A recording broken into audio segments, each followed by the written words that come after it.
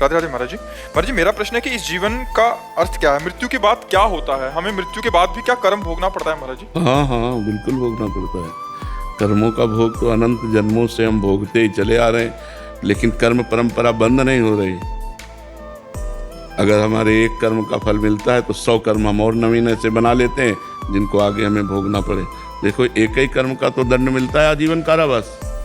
एक ही कर्म तो ऐसा बिगड़ जाता है कि आजीवन कारावास मिला, और हमारे 500 कर्म हैं, तो यहाँ जो भोगो भोगो, इसके बाद नरक भोगो जाके।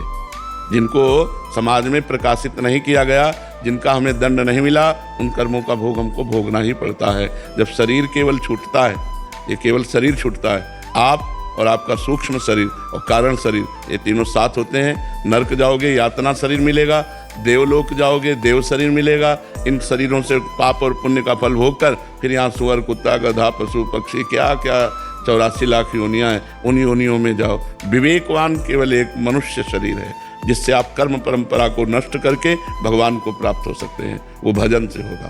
शास्त्र स्वाध्याय, सत्संग, पापाचरण का त्याग, अपवित्र भोजन, अपवित्र पेय पदार्थ का त्याग और खूब नाम जप, इससे सारे पाप नष्ट हो जाएंगे और आपको भगवान की कृपा प्राप्त होगी।